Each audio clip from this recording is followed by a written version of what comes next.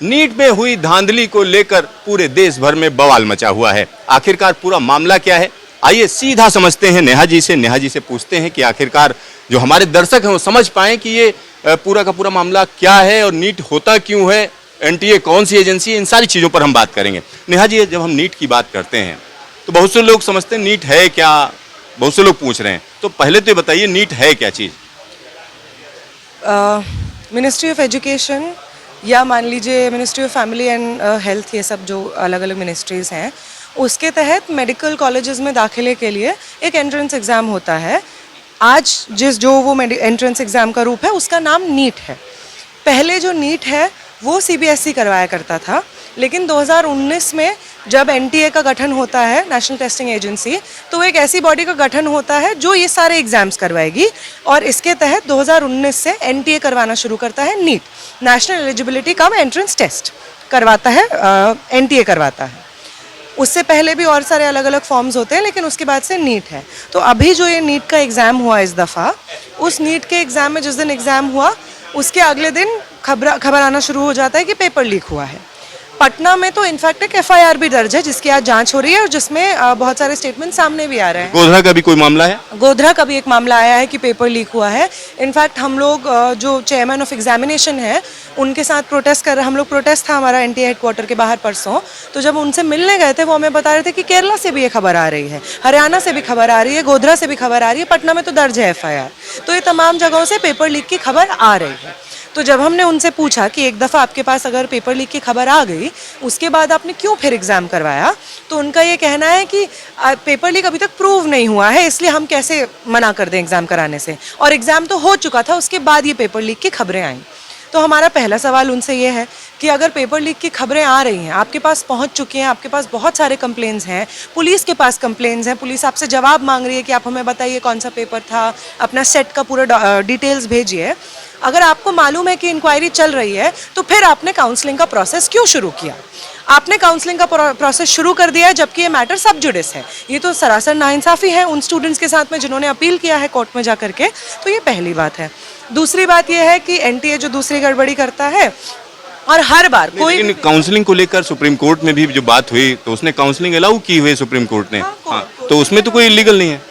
Illegality की बात नहीं है, बात यह है कि अगर कोई मैटर सब जुडिस है, उस पर सवाल उठ रहे हैं, स्टूडेंट्स अभी भी खुश नहीं है पूरे प्रोसेस से, तो ऐसे समय पे आप काउंसलिंग आगे क्यों बढ़ा रहे हैं?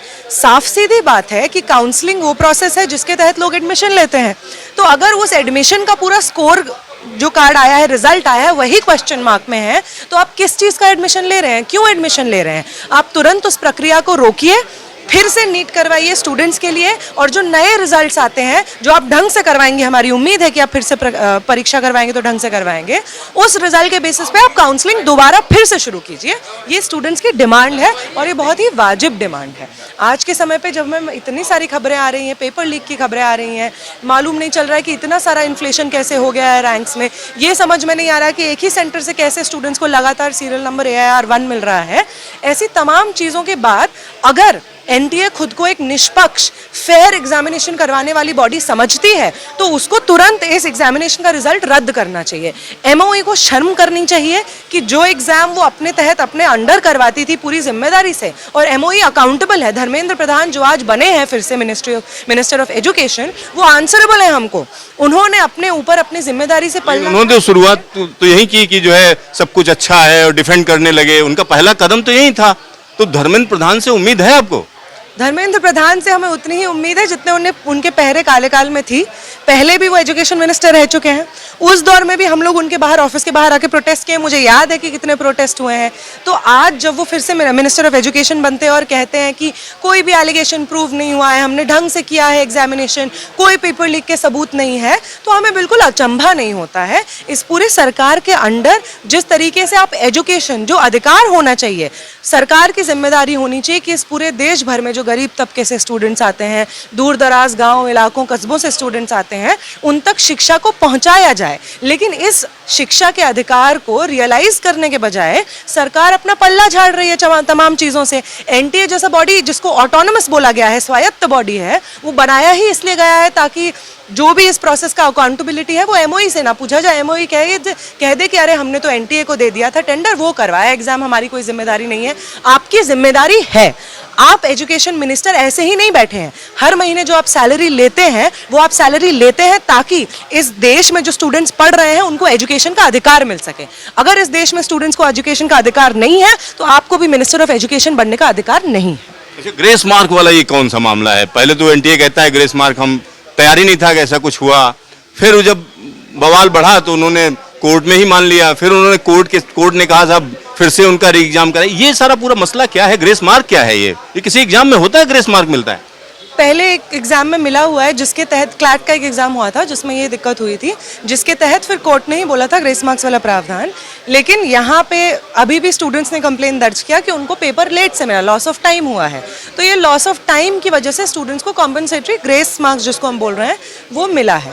तो सवाल ये है कि लॉस ऑफ टाइम तो सिर्फ पेपर लेट मिलने की वजह से नहीं होता है। एनटीए जिस तरह से टेंडर संभाल रहा है, लगातार नंबर ऑफ सेंटर्स रिड्यूस हुआ है।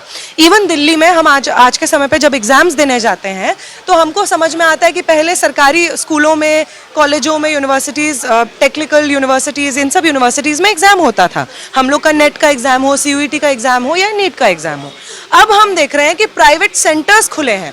अगर हमको कोई भी एग्जाम देना है, दिल्ली भर से स्टूडेंट्स, नोएडा के एक सेंटर खुला हुआ है एनटीए का एग्जाम सेंटर, वहां जाना पड़ता है जहाँ पे लगभग 2000 स्टूडेंट्स का एग्जाम होता है।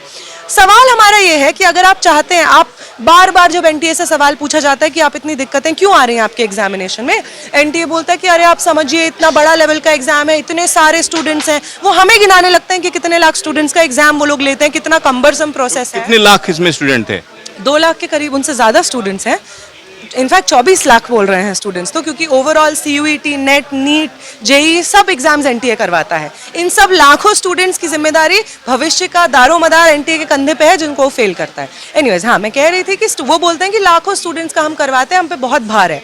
अगर आप पे भार है तो आप प्राइवेट सेंटर्स, एग्जामिनेशन सेंटर्स आप क्यों खोल रहे हैं? क्यों सरकारी स्कूलों में, क्यों सरकारी यूनिवर्सिटीज़ में ये एग्जामिनेशन नहीं हो सकते? हमारा ये सवाल है।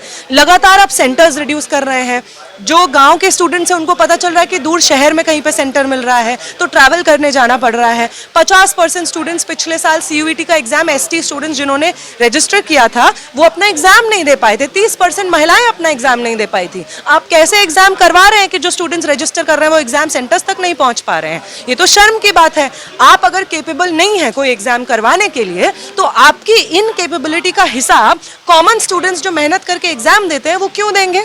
आप उसका हिसाब दीजिए। एनटीए जैसे बॉडी को निरस्त करना चाहिए और इन तमाम एग्जामिनेशंस करवाने की जिम्मेदारी फिर से मिनिस्ट्री ऑफ एजुकेशन को लेना चाहिए, सीबीएसई के अंडर होना चाहिए। तमाम वो बॉडीज, सरकारी बॉडीज जो अकाउंटेबल हैं, जिनसे हम सीधा सवाल पूछ सकते हैं, जैसे धर्मेंद्र प्रधान के ऑफिस मिनिस्ट्री ऑफ एजुकेशन के बाहर जाके हम उनसे सवाल पूछ सकते हैं, उनके रेजिडेंस के बाहर उनसे सवाल पूछ सकते हैं कि आपको हम चुन के भेजें, आप कर क्या रहे हैं। वैसे ही उन्हीं बॉडीज को ये एग्जाम करवाना होगा जिनका अगले चुनाव में ये सब दिक्कतें होने की वजह से उनके इलेक्शन पे, रिजल्ट पे असर पड़े। आपका ढेर सारा धन्यवाद। बहुत शुक्रिया। कैमरामैन शकील अहमद के साथ सिद्धार्थ, न्यूज स्टेशन, दिल्ली।